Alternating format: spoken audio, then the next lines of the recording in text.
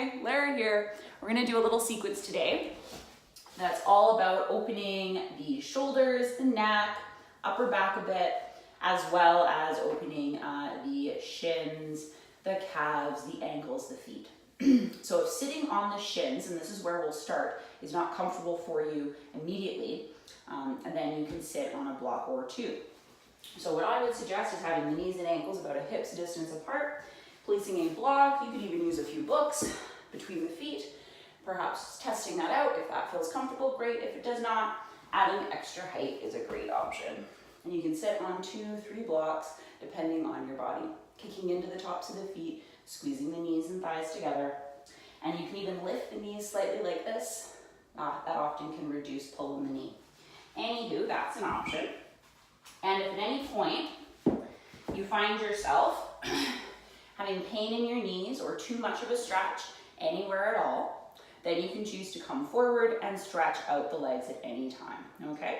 And that would look just like this. You take the hands as wide as the shoulders or slightly wider, fingertips pointing either directly forward or slightly out to the corners of the mat. Inner upper arm would go forward, and then you'd open up the backs of the legs. And I often, if I'm stretching out the legs, I take the toes further away from me, try to keep the hips level, and then I take the heel farther away from me, right? Trying to keep the shoulders slightly behind the wrists as you go, but not letting yourself push way back like this, trying to keep the hips and shoulders stacked. And then you would go ahead and you do both sides, toes, heels, maybe do that 3 times if you're getting a cramp, okay? So, from here, I'm gonna sit on those heels, have the heels together if you're not on a block, otherwise the heels are hugging the block. You're pushing into the shins, you're squeezing the legs. Fingertips come to shoulders, and we'll start with some forward circles. Try to draw the lowest part of the abdomen toward the lowest part of the back.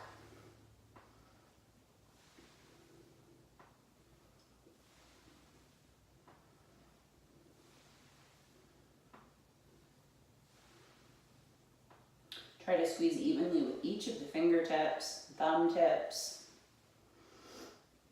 Think about squeezing the thighs together. I imagine that the front of my thigh is pressing towards the back of my thigh, pressing toward the floor, and I'm equally trying to kick my shins toward the ground, or try to press my calves toward my shins. So it's as though both the thighs and the calves are working toward the floor here, as we continuously squeeze those inner groins. Maybe even those outer trochanter's. Let's go backwards with our circles. Try to go for the largest rotation you can manage. It is important that the tissue of the neck and jaw are free of tension. If that's not the case, reduce the range of motion slightly. Concentrate on rotating that upper arm bone in the socket.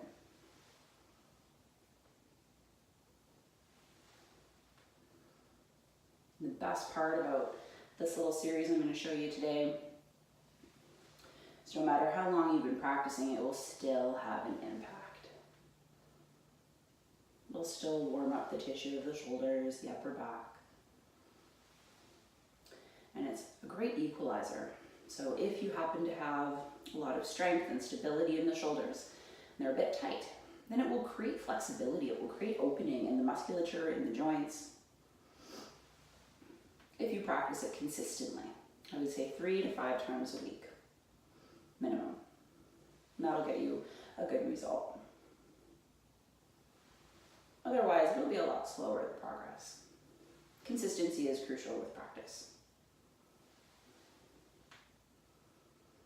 And if the other case is true, you are quite flexible, quite bendy, then this type of movement, if you focus on contracting each of the muscles involved and trying to keep your rib cage still, front ribs to back ribs, front ribs drawing together, and try to keep the abdomen still. Try not to let the lower back sort of move back and forth like this. And I'm exaggerating, of course, but if you can keep the spine quite still and then continue with the movement of the shoulders, isolating the movement there, you will get so much more benefit in terms of strength if you currently are more flexible than you are strong. So that's what I mean by it being a great equalizer. It has a lot of benefit no matter where you are. And you could also easily do this series seated in a chair or standing. You could sit in a cross-legged position. You could change it up in any way you saw fit. Remember, at any point you can come forward and stretch out the legs, and at any point you can rest your shoulders. You can take a break. You could pause your video and then come right back to it as soon as you have energy, or as soon as the muscles have recovered. Now let's take the elbows wide, bring the elbows towards the rib cage, bring the elbows towards the ears.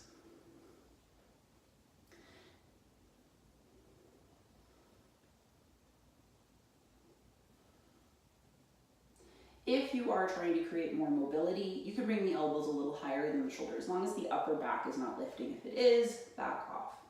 If you're trying to create more stability, I wouldn't go higher than shoulders with the elbows. Try not to go higher. Think just in line. Think rooting the elbows back, rooting them forward, rooting them up, rooting them down, reaching them away, pulling them in, all at the same time. And then before you know it, the shoulders will be just as strong as they are flexible, or vice versa. Think about squeezing with each of the digits evenly, trying to have the pointer and the thumb toward the back of the shoulder. Even pushing with the pinky finger.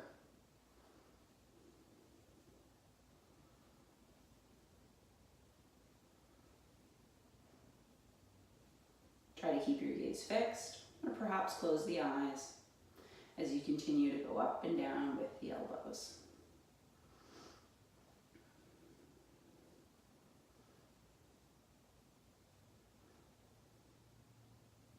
I have a few students at Community Living Victoria, and they just love to call this one the chicken wing dance.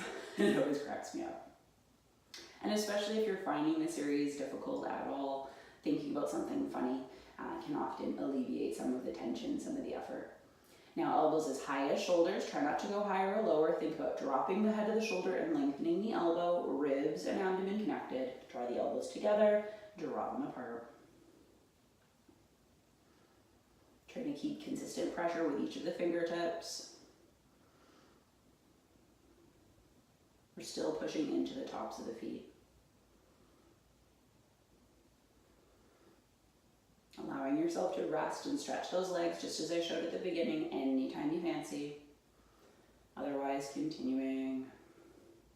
And if you do choose to stretch those legs at any point or you feel you need to, then you add a block when you come back, right? Or two. Or if you've added one and then you find you need to stretch the legs again, pause your video, add another block, and then keep on going.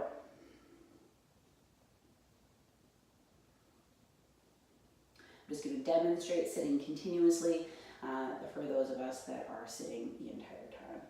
But that does not mean it is a necessity. I want you to do what feels right for your body. You got to keep in mind every day of practice will be different. All right, keeping the elbows wide, straighten the elbows, bend the elbows. And we're looking here to have a micro bend in those elbows. So we're not flopping them all the way until they're completely straight. We're thinking slight bend in the elbow, lifting the pinky edge of the wrist, dropping the upper arm bone into the socket.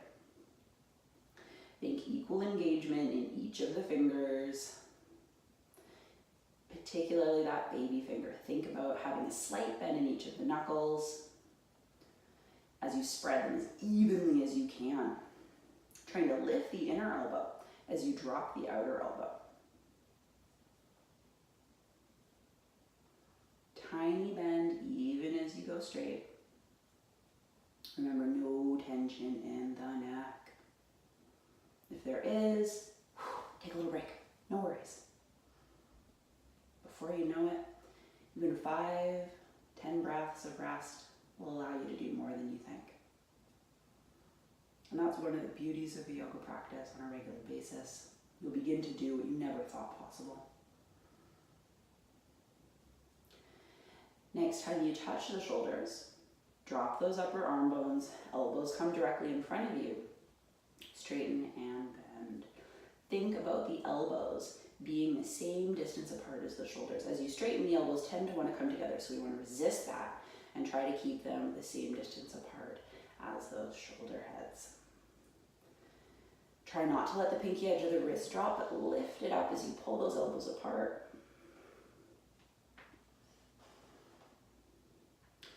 Keep contracting those shins, those calves. Try to press the calves towards the floor.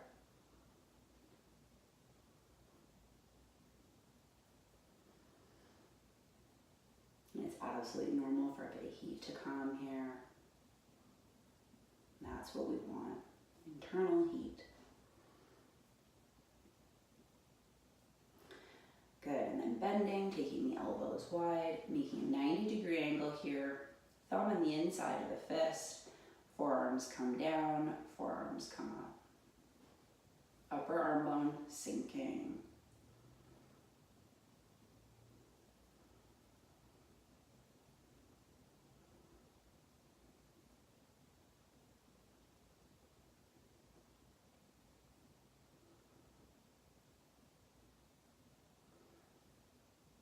And then stacking, bring the elbows low.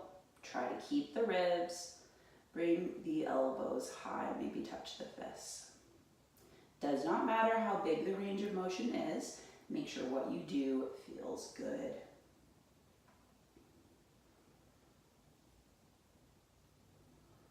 Listen to your body. You can exit the posture at any time. You can stretch those legs anytime. Good, and then next time you come up, holding up, think upper arm bone sinking, elbows rooting back, squeezing the fists. Ribs go back, belly goes back, legs are squeezing. No tension in the neck. No bending in the wrist in any direction, keeping it as straight as we can. 5 more breaths. Try to drop those upper arm bones. Try to close your eyes.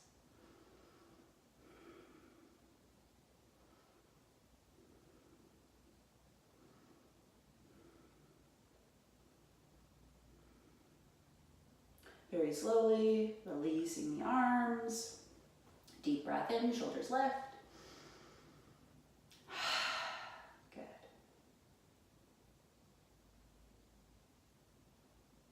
Now coming forward, onto those hands and knees. Spread your fingers, index fingers pointing forward or a bit out to the corners of the mat. Knees directly underneath the hips. Toes tuck under, get a good grip on your toes. Take the right toes away from you, open up those toes, just like so. Try to drop the hip, but not lower than the other. And then toes closer to you than heel.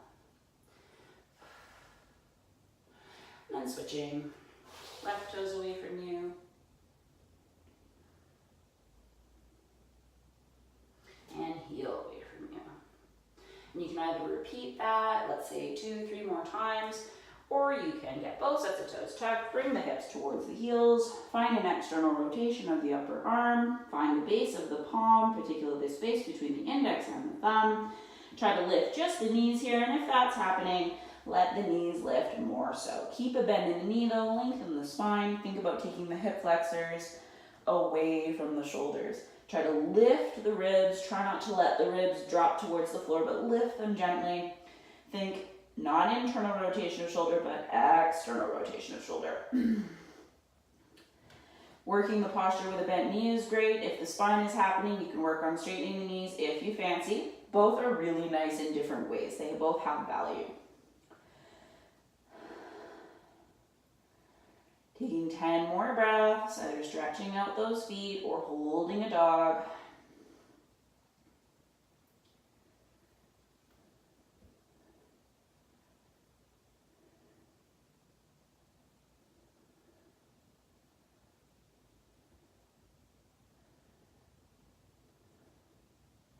To come out, bend the knees, slowly lower.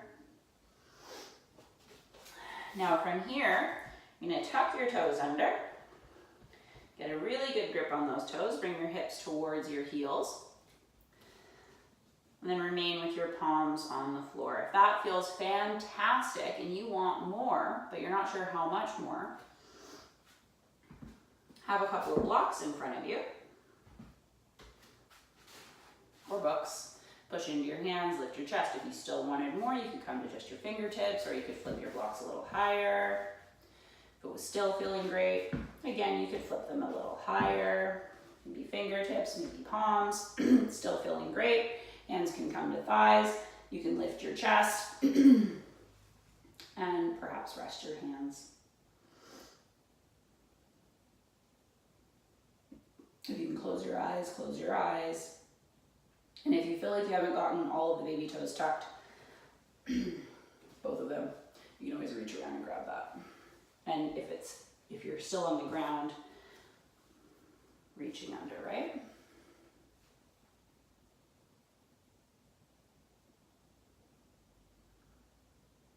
Squeezing the legs together, pushing into all of the toes.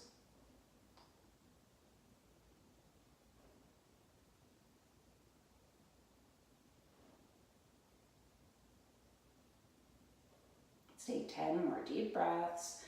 Remember, you can have your hands on the floor or on blocks at any time. If balancing upright feels great, go for it, but if it's too intense, back off. Another alternative is to lift up so that you're balancing like so. So that the toes are still tucked under, the feet and knees are still together, but you're not putting direct pressure, right? So both are okay, depending on how you're feeling. Now the trick is with this one, the more often you do it, just like all the other movements in yoga, if you work on them frequently, you will find more space. You will find them much, much easier as time goes on. And then you'll be able to hold them longer. You'll be able to get more benefit. And you'll be able to do more interesting shapes should you want to. Now, when you're ready to come out, you're going to come onto those hands and knees. Make the knees so they're right under the hips. Stretch the right toes away from you. Take the toes farther than the heel. And then the toes closer to the heel further. And then the other side. Same. Toes away from you first. Hip not higher than the other, not lower than the other, right in the middle. Shoulders don't go forward, they don't go back, they stay right where they are. And then heel lengthens away. If you've got bendy elbows, slight bend in those elbows. Try to keep the hips level. Good. And then from here, having the knees and ankles either together, if that is comfortable for you. If you can rest there comfortably, great, but it is not necessary. If you need less, knees a little bit wider. They can be almost as wide as your mat, depending on the individual. Now I'll show you this pose from two directions.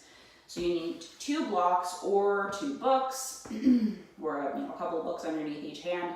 Approximately 3-4 inches is what we're going for, depending on your shoulders. If your shoulders are tighter, you want less height under your hands. If your shoulders are more open, you want more intense stretch. Either way, then you want more height underneath the hands, okay? So knees can be together or apart. I'll show together in this particular instance. And I'll show hands on the low height to start. So this is the low height. You're gonna have your hands as wide as your shoulders. I like to tuck my thumb and my pinky around the edge of the block and then slide the blocks away from me. Thinking about ears between biceps.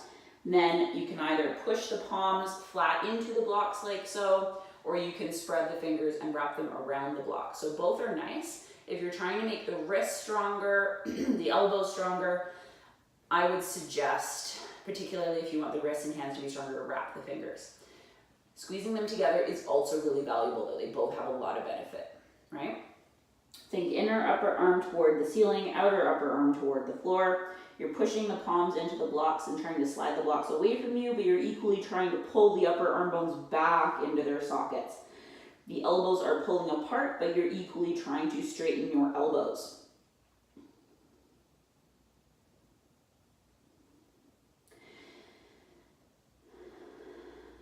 Think about broadening the space between the shoulder blades if that makes sense to you. Press into the tops of the feet, press into the shins.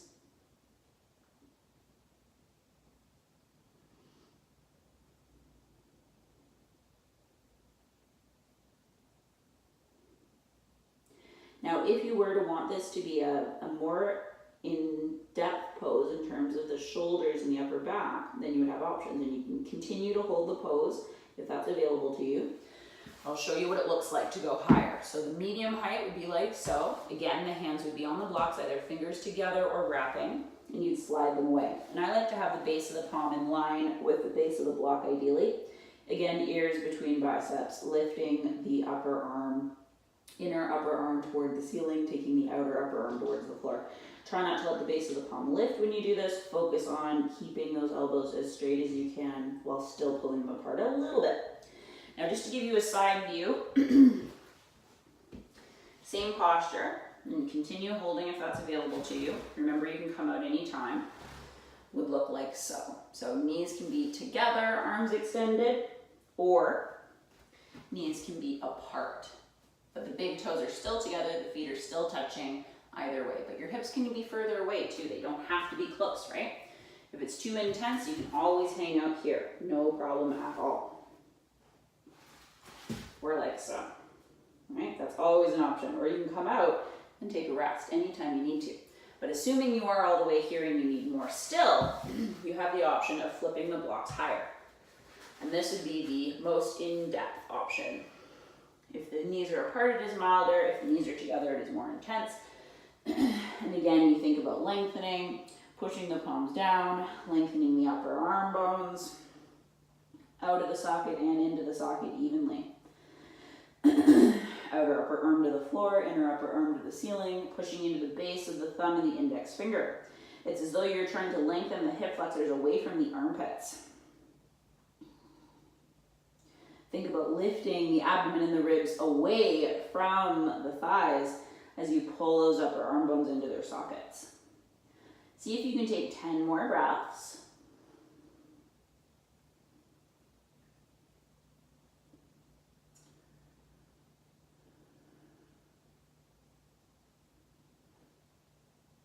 And having the ears right between the biceps here can have a great deal of benefit for the neck as well. Makes your neck stronger. So try not to let it hang down, but think about lifting into the back of the skull gently.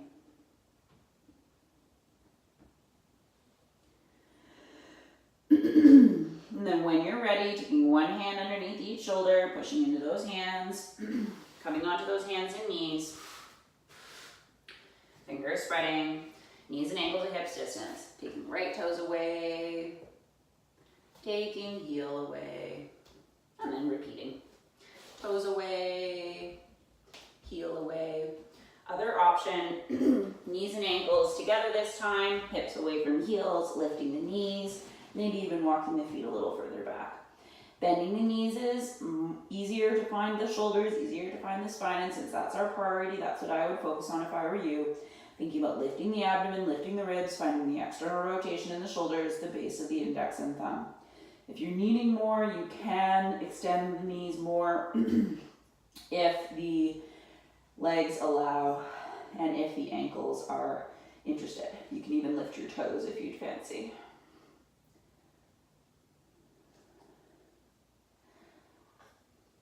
Five more deep breaths.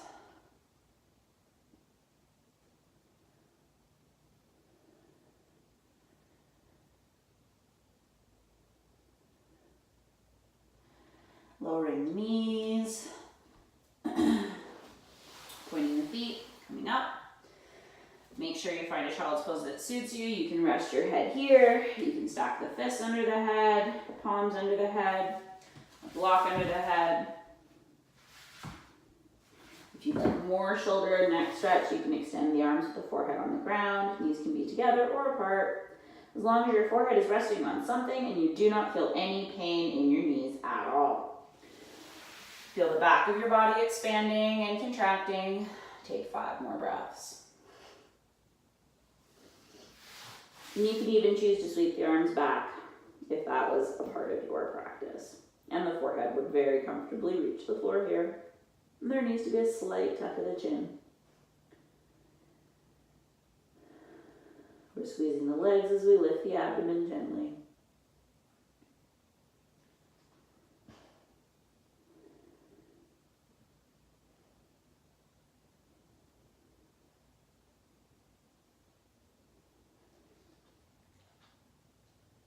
Good, and then when you're ready, coming back up. If you need to open up the legs one more time, you certainly can.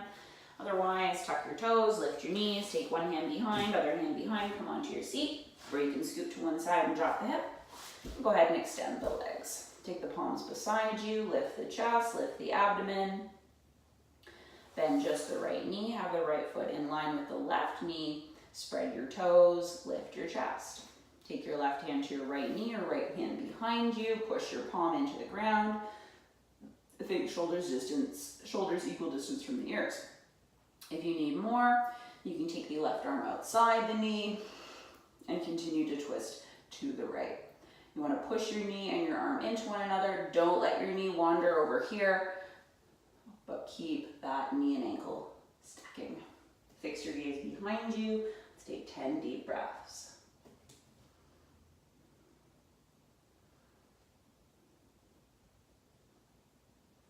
Try to contract the quadricep of the left leg. You can always bend your knee a little, dragging that heel towards you. Lifting the knee slightly is a great way to find it.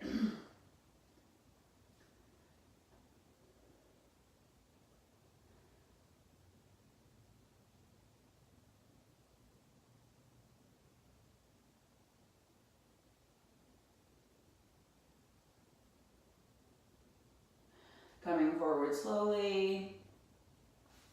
Releasing one hand and then the other, extending your leg, lengthening the spine, bending the left knee.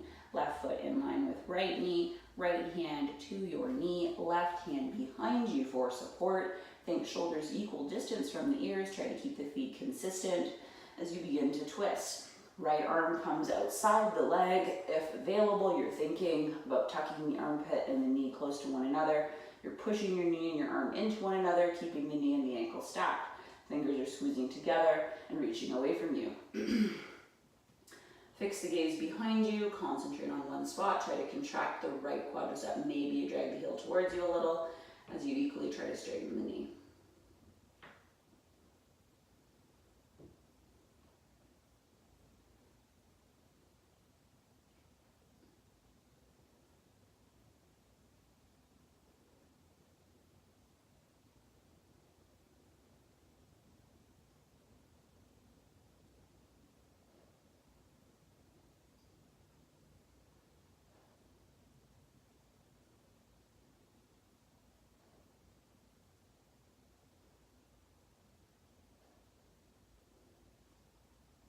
Now slowly unwind. Extend your leg, relax. Now from here, we're gonna come down onto the back and you'll need a block handy, okay? We'll use this one because it's more brightly colored and easier to see. So, having the knees and ankles together, having lots of space behind you, your block handy, make a C with your spine, push into your feet, then come down as slow as you can. Trying to drop just one disc, one vertebra at a time. Once you've completely lowered down, have your block quite close. Walk your feet closer to you so that the heels are as wide as your hips. Your feet are as wide as your hips. Your knees are the same. Feet are directly underneath the knees, or if you've got significant knee stuff, feet a little bit further away. Okay, both are okay. You don't want to feel your knees. If you do, you back off. Feet further from you.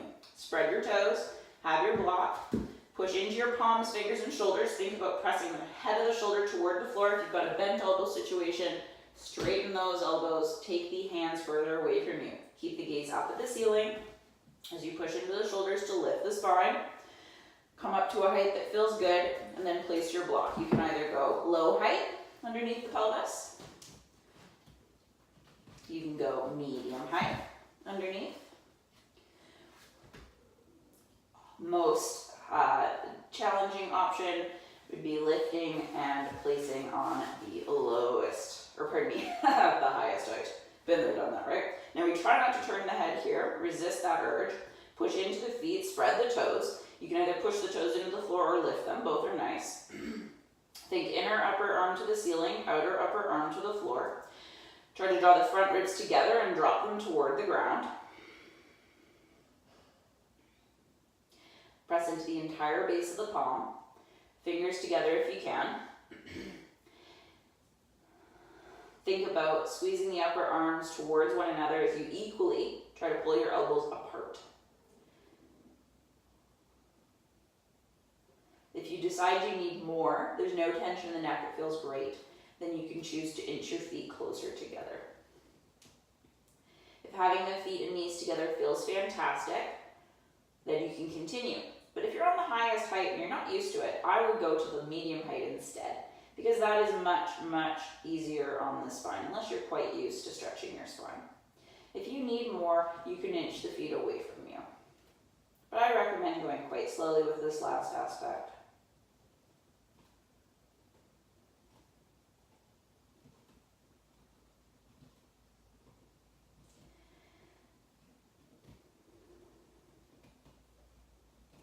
You can choose to straighten the legs completely if you'd like.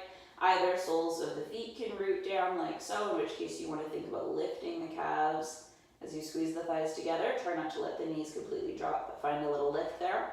Or you can start to flex the feet. And again, you want a little lift in the calf if you go there. I personally quite enjoy the soles of the feet down. I find it more difficult. Ribs drop, abdomen drops. Take 10 more breaths. At any point, you can separate the feet. At any point, you can walk the feet closer to you, right?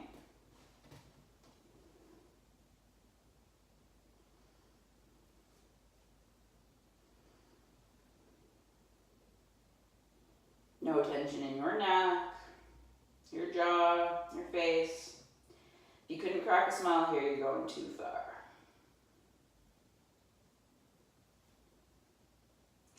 When you're ready to come out, feet inch back towards you.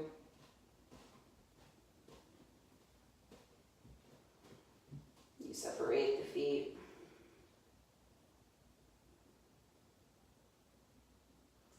The feet are right underneath the knees here. When we're ready to come out, we push into our feet, we push into our arms, we firm the abdomen, we lift the pelvis, we come back down. We lift the pelvis, we come back down. We lift up. And if we're on the highest height, go ahead and go down to the medium height.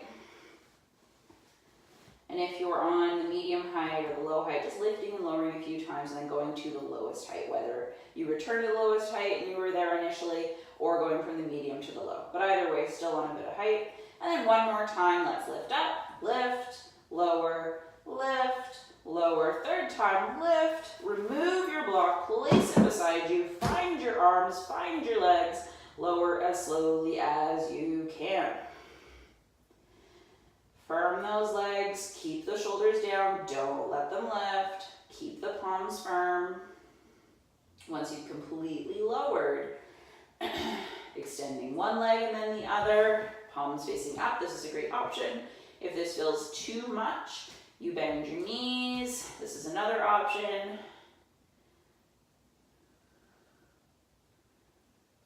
And if you had the urge to, it felt like you needed to, you could draw one knee to the chest, other knee to the chest, with the legs a little apart, and move a little side to side. So those are all really nice options. Eventually extending the legs, relaxing the toes out to the side, really feels nice. But there's no rush, we've got our whole lives to practice.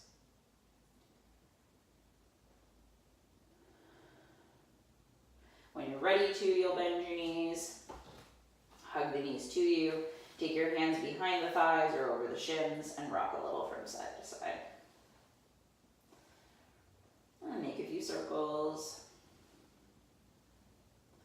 Change direction with the circles, change the interlacing of the hands. And then side to side again. Coming back to center. Releasing the feet to the ground. Extending one leg and then the other, releasing the arms, and taking your Shavasana. Try to concentrate on being as still as you can be, resisting the urge to fidget and adjust. Concentrating on every exhalation, concentrating on stillness.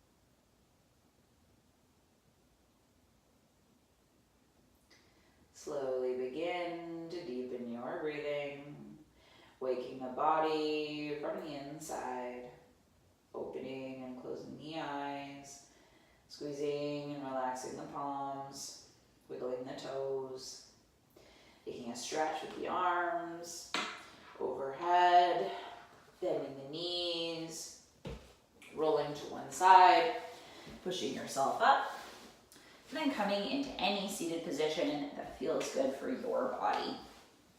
Either resting right hand on top of left or touching the hands in front of the chest. We'll end with a little Om. Deep breath in. Om.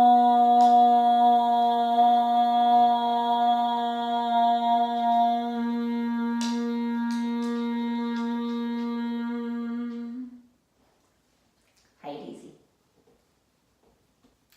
Dedicating the merit of our practice to being mindful of the words of my teacher, Michelle. Do what you can, and next thing you know, you'll do what you never thought you could.